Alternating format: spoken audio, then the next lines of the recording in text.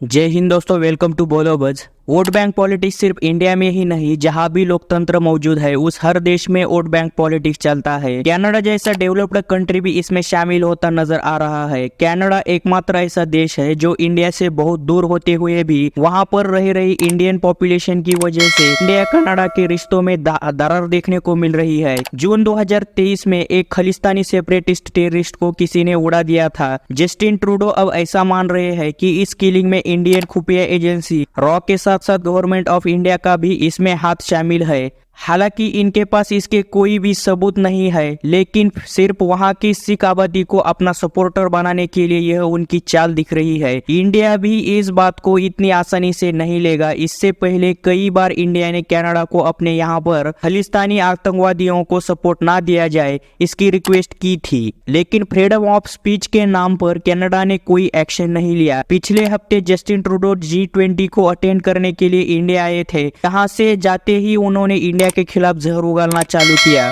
अब इंडिया भी बिल्कुल चुप बैठने वाला नहीं, क्योंकि इससे पहले बहुत बार हमने भी उनसे रिक्वेस्ट की थी, लेकिन कोई जवाब नहीं आया। इंडियन डिप्लोमेट को कनाडा ने निकाल दिया, तो इसके जवाब में इंडिया ने भी हाई कमीशन अगले 5 दिनों के अंदर इंडिया छोड़ने के लिए कहा गया। अभी इंडिया और कनाडा के रिलेशन काफी निचले स्तर पर टेंशन में नजर आ रहे हैं। हमारे विदेश मंत्रालय की तरफ से कहा गया यह निर्णय हमारे आंतरिक मामलों में कैनेडियन राजनयिकों के हस्तक्षेप और भारत विरोधी गतिविधियों में उनकी भागीदारी पर भारत सरकार की बढ़ती चिंता को दर्शाता है। भारत ने पहले ही Canadian prime minister Justin Trudeau के ऐसे तर्कों को खारिज कर दिया था। इससे पहले ही भारत सरकार ने निज्जर की हत्या को इंडिया पर आरोप लगाना बेतुका बताया था। जस्टिन ट्रूडो के संसद में दिए गए भाषण के तुरंत बाद कैनेडियन विदेश मंत्री ने भारतीय राजनयिक को निष्कासित करने की घोषणा की। वो पॉलिटिक्स में यह कोई सामान्य बात नहीं है कि एक देश द्वारा दूसरे के राजदूतों को निकालकर जैसे को तैसा जवाब देना। यह दोनों देशों के बीच के टकराव को दिखाता है।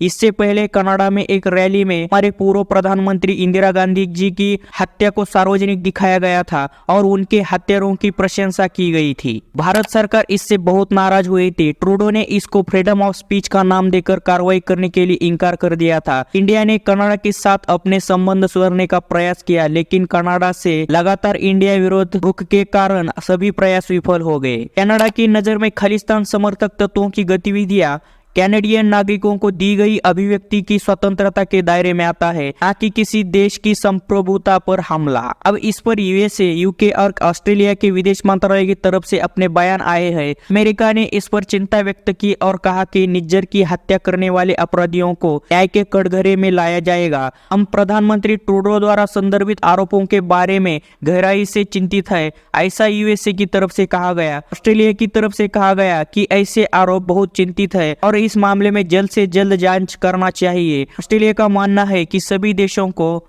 एक दूसरे की संप्रभुता और कानूनों का सम्मान करना चाहिए। G20 समिट को आए हुए जस्टिन ट्रूडो 2-3 दिन यहाँ रुकने के बाद वापस कनाडा चले गए थे। उनके साथ उनके राष्ट्रीय सुरक्षा सलाहकार भी आए थे, लेकिन वापस कनाडा नहीं गए बल्कि सीधा यूके चले गए, ताकि यूके के प्राइम मिनिस्टर ऋषि सुनक को बता सके कि इंडिया के साथ हमारे रिलेशन खराब होने वाले हैं। आने वाले दिनों में कब तक इंडिया और कनाडा के सेशंस नॉर्मल हो जाएंगे? आपका क्या मानना है? कमेंट करके जरूर बताइए और इस वीडियो को लाइक करके चैनल को सब्सक्राइब जरूर कीजिए।